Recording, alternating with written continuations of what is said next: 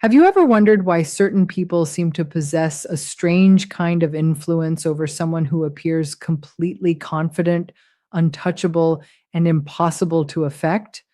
There is a fascinating contradiction at the center of some relationships. The person who feels the most deeply can sometimes become the person who exposes another person's deepest weaknesses. Today, we are exploring that powerful dynamic why an empath can potentially unravel the world a narcissistic person has carefully built. At first, this may sound surprising. Narcissistic personalities are often perceived as emotionally invulnerable, controlling, self focused, and exceptionally skilled at manipulating situations.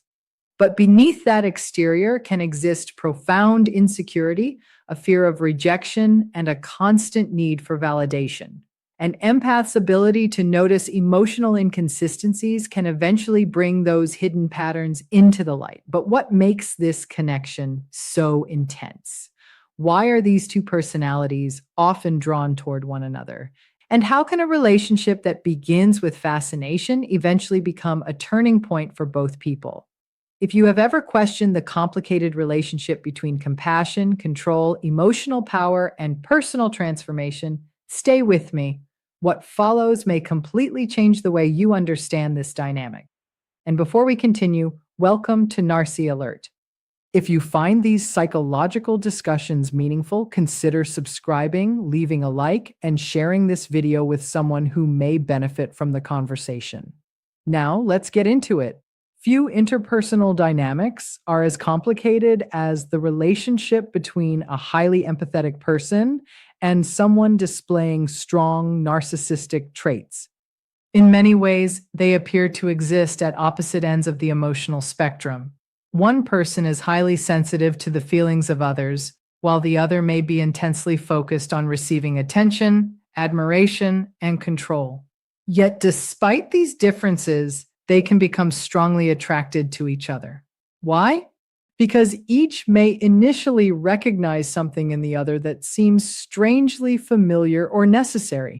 An empath is often highly perceptive of emotional changes.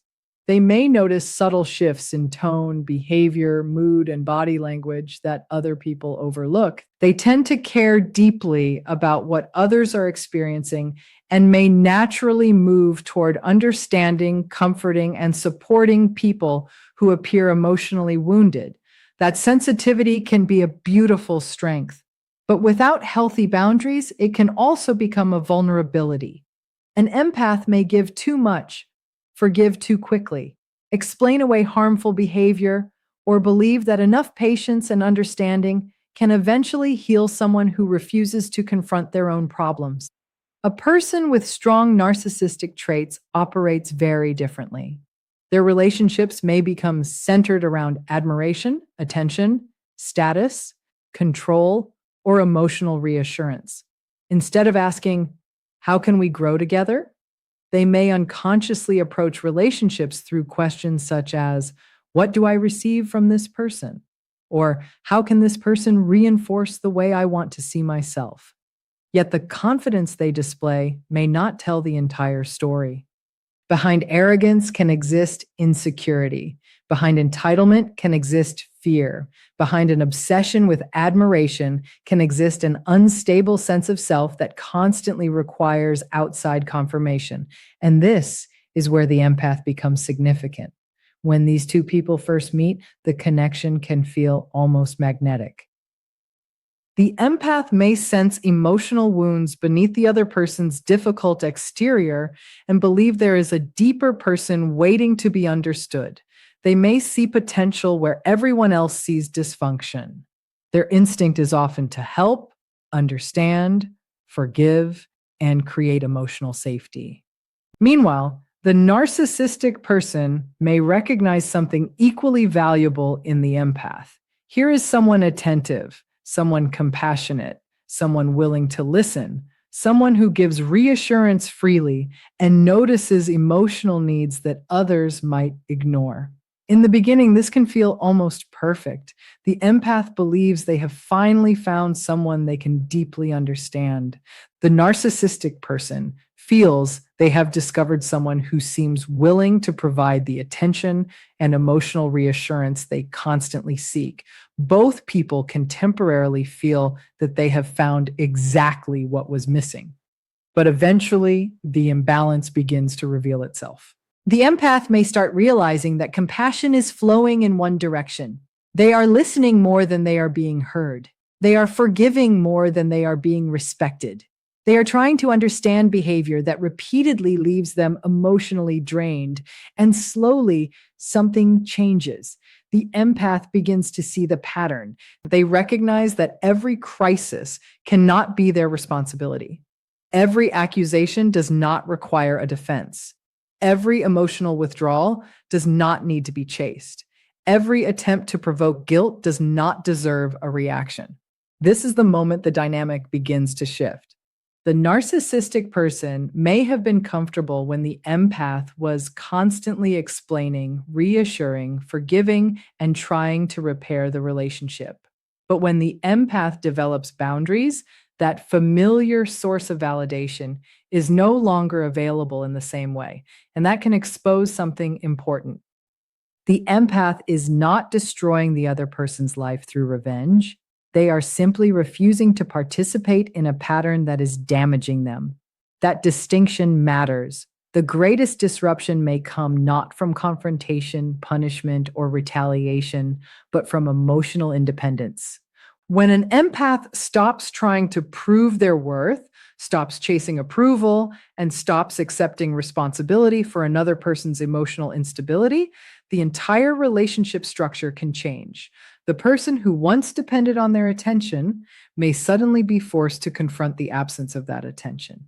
The person who once controlled the emotional atmosphere may discover that control no longer works.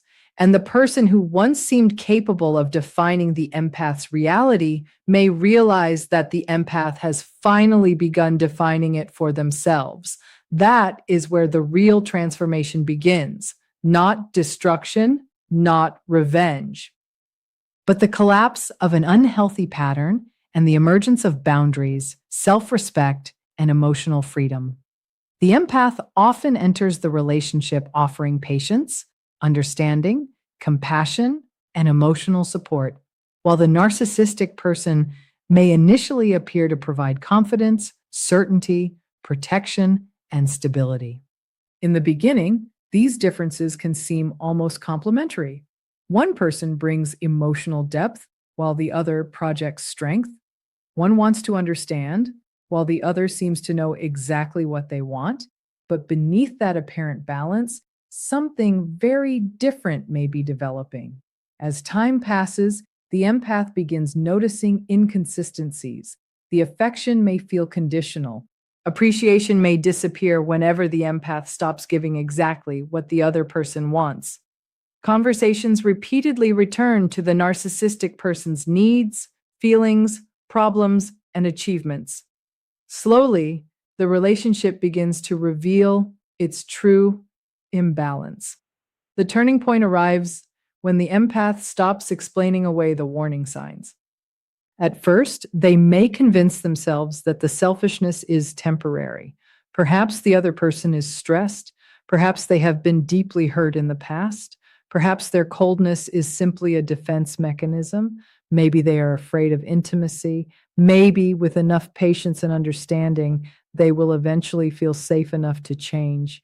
These thoughts can keep an empath invested for a very long time. But when manipulation, emotional neglect, blame shifting, disrespect, and repeated broken promises become a consistent pattern, explanations begin losing their power. The empath eventually has to confront a painful possibility. Understanding someone's wounds does not automatically make that person capable of treating others well. And that realization changes everything. One quality often separates an empath from people who remain captivated by a narcissistic person's outward charm, their sensitivity to what exists underneath appearances. They may notice subtle changes in tone. They may recognize when confidence feels forced. They may sense when affection suddenly disappears after disagreement. They may recognize the difference between genuine vulnerability and emotional performance. This does not mean an empath has some supernatural ability to read minds. It means they are often highly attentive to emotional contradictions. They can sense when the person standing in front of them does not match the image they are presenting. They may recognize that arrogance can hide insecurity, that excessive confidence can conceal fear, and that a constant demand for admiration can come from a fragile sense of self. This awareness can eventually become uncomfortable for the narcissistic person because maintaining an image becomes much harder when someone keeps noticing what exists beneath it. So, how does this dynamic move from attraction to disillusionment, confrontation, and finally separation? In the beginning, the empath may genuinely believe they can help. They see the wounded person behind the difficult behavior. They imagine that beneath the defensiveness is someone who simply needs patience and unconditional acceptance. They think, if I can understand them deeply enough, maybe they will finally feel safe. That belief can be sincere, but it can also become dangerous when it encourages the empath to sacrifice their own emotional needs. Little by little, they begin doing more of the emotional work. They listen longer, they forgive faster, they explain more, they tolerate behavior they would normally never accept. They become the person who keeps asking, how can I make this better? Meanwhile, the other person may become increasingly comfortable receiving without learning how to reciprocate.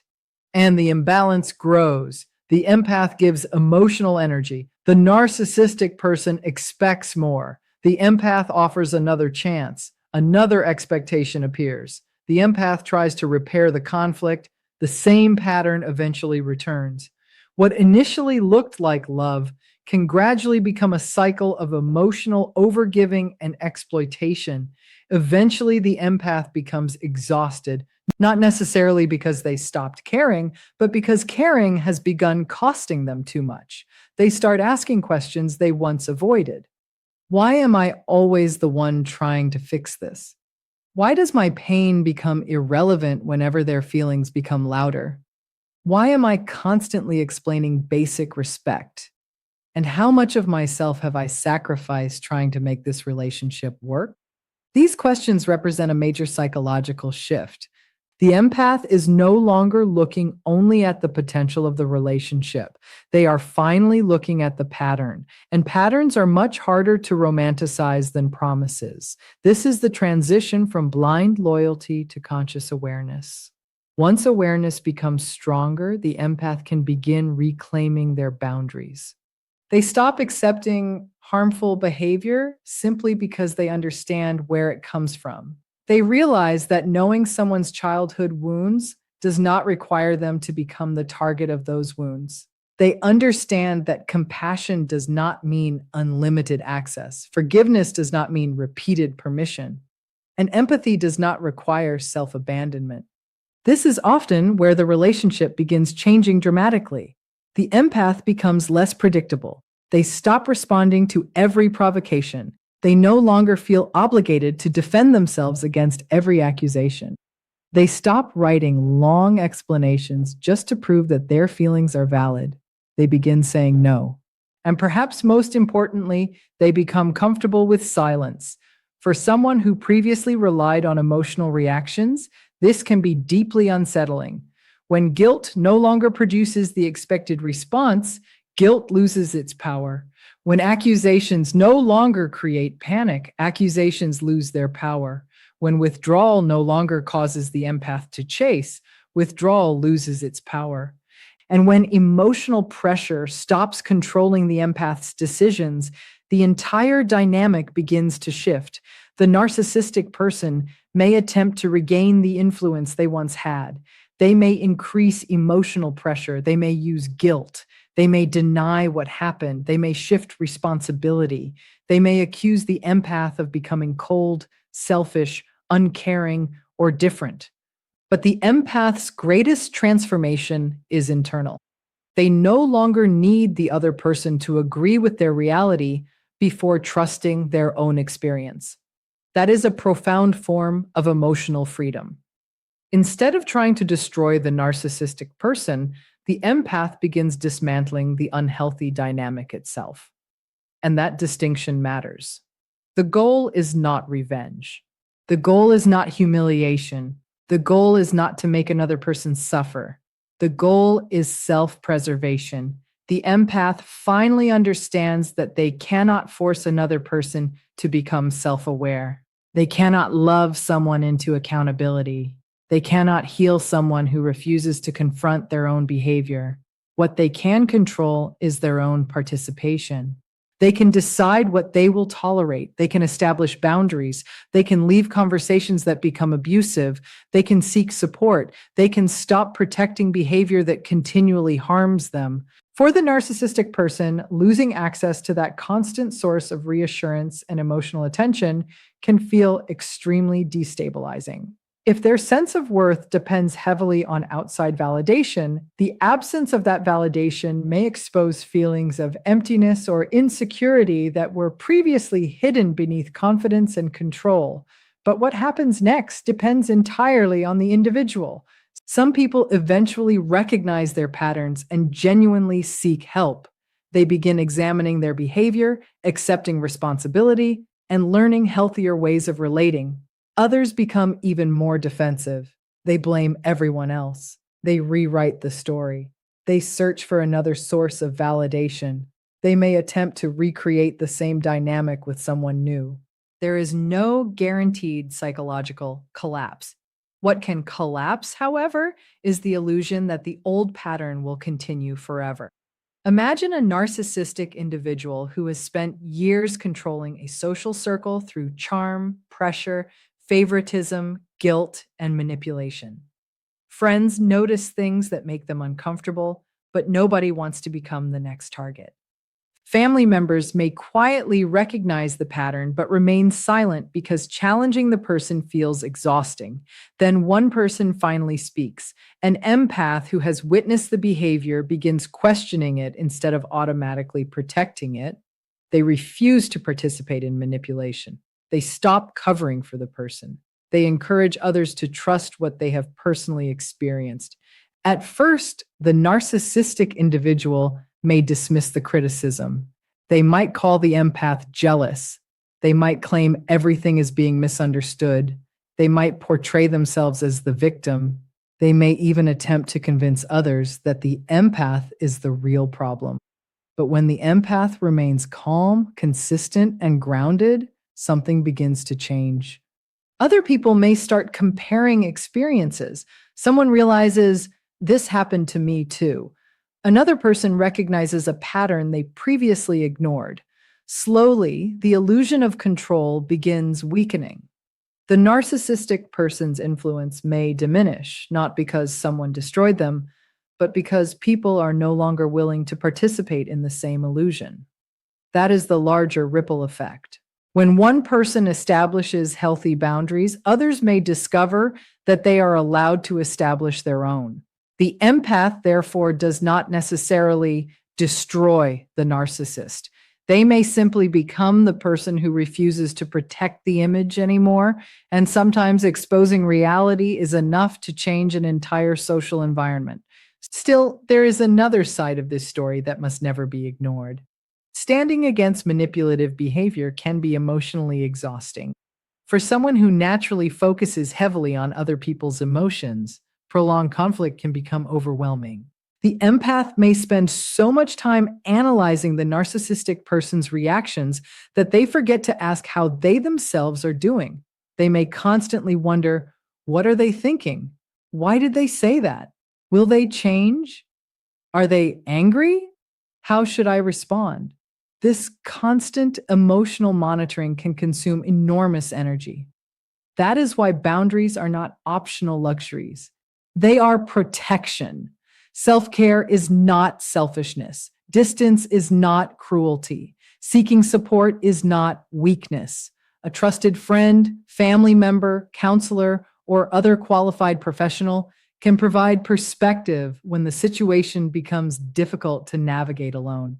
The empath must also learn one of the hardest lessons of all. You can understand someone without rescuing them. You can care about someone without remaining close to them. You can recognize their pain without accepting their harmful behavior. And you can wish someone healing while choosing to walk away. That is where empathy becomes mature.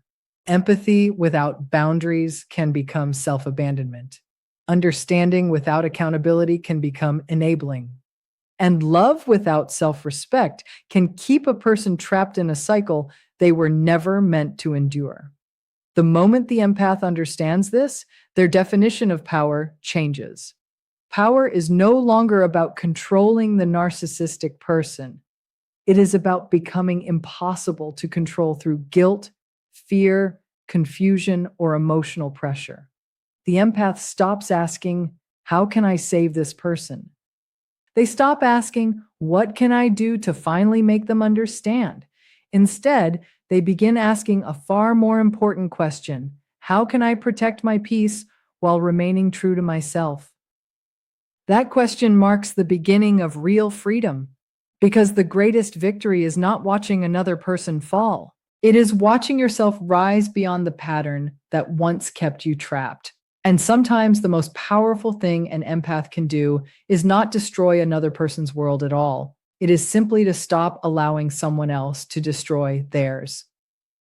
Therapy can be especially valuable during this kind of emotional upheaval because it gives a person a safe environment to process what happened without being pulled back into the same cycle. It can help the empath understand their own reactions, develop healthier coping strategies, recognize destructive patterns, and strengthen boundaries that may have been weakened over time. But there is another challenge that can be even more difficult: resisting the desire for revenge. After experiencing prolonged manipulation or emotional mistreatment, anger is understandable. An empath may feel hurt, betrayed, and deeply frustrated. They may even imagine what it would feel like to make the other person experience the same pain. But acting from that impulse rarely creates genuine freedom. Revenge keeps the empath emotionally connected to the very person they are trying to move beyond. It continues the conflict instead of ending it. Rather than becoming consumed by retaliation, the healthier path is to focus on assertive communication, clear boundaries, emotional distance, and, when appropriate, forgiveness. Forgiveness does not mean pretending nothing happened. It does not mean allowing someone back into your life. And it certainly does not mean excusing harmful behavior. Sometimes forgiveness simply means refusing to carry someone else's actions as a permanent burden inside yourself. By maintaining their integrity, the empath protects something extremely important: their own character. They refuse to become a reflection of the behavior that wounded them. This is where the real power of empathy becomes visible. The empath's influence does not come from destroying another person's reputation, relationships, or future. It comes from refusing to participate in a false version of reality. When manipulation is no longer accepted, manipulation becomes less effective. When excuses are no longer believed, excuses lose their power. When emotional pressure stops controlling someone's decisions, the entire structure surrounding that pressure can begin to weaken. The illusion can no longer survive in the same way. And when that happens, the narcissistic person may be confronted with aspects of themselves they have spent years avoiding. But what happens after that confrontation? Does it lead to transformation? Does it lead to deeper denial? Or does the person simply find another way to protect the same old patterns? There is no universal answer. Human behavior is complicated, and people still have choices. One person may respond to painful self-awareness by seeking professional help, accepting responsibility, and genuinely working to change. Another may react by becoming even more defensive, blaming others, refusing accountability, or withdrawing further into denial. The empath cannot control which path the narcissistic person chooses. That is an important lesson. Your responsibility ends where another person's choices begin. For the empath, however, the outcome can be much clearer. By reclaiming their voice, strengthening their boundaries, and reconnecting with their own identity, they create space for healthier relationships and a more peaceful life. They no longer have to spend every day interpreting someone else's moods. They no longer have to prove that their feelings are legitimate. They no longer have to earn basic respect through endless patience. Their life begins moving in a different direction. And this is why the empath narcissist dynamic tells us something important about human relationships. We influence one another. The way we treat people can strengthen unhealthy patterns or interrupt them. When an empath finally decides to stop participating in manipulation, that decision may affect more than just the two people involved. Friends, relatives, coworkers, and others who witness the relationship may begin recognizing patterns they previously ignored. One person's willingness to speak honestly can give another person permission to do the same. One person's boundary can become another person's example. One person's refusal to accept manipulation can create an environment where accountability becomes possible. That is how change can spread. But none of this means the empath should place themselves in unnecessary danger or attempt to expose every person they believe is narcissistic. Not every difficult personality is narcissistic, and not every confrontation is productive. Sometimes the healthiest response is simply to step back. Sometimes silence is wiser than an argument. Sometimes distance accomplishes what confrontation never could. The goal should always be protecting your well-being rather than proving that you are right. So let's return to the question we started with. Why does it sometimes seem as though only an empath can bring a narcissistic person's carefully constructed world crashing down? The deeper answer is not that empaths possess a special power to ruin someone's life. Their real strength is their ability to notice what others may overlook, question what does not feel authentic, and eventually refuse to participate in an unhealthy pattern. They can see the difference between appearance and reality. They can recognize when compassion is being exploited. They can understand someone's pain without allowing that pain to become an excuse for mistreatment. And when an empath finally stops protecting the illusion may begin to fall apart on its own. But this power comes with responsibility. It requires emotional discipline. It requires self-awareness. It requires the courage to walk away from what cannot be repaired. And perhaps most importantly, it requires the empath to remember that their mission is not to destroy another person. Their mission is to stop destroying themselves in the process of trying to save someone else. That is the real transformation. The empath begins by believing, I can heal them. Then they discover, I cannot heal someone who refuses to heal themselves. Finally, they arrive at the most important realization. I can choose to heal the parts of myself that I neglected while trying to save them. That is where freedom begins. So if you have ever found yourself trapped in a relationship where your compassion was constantly being tested, remember this.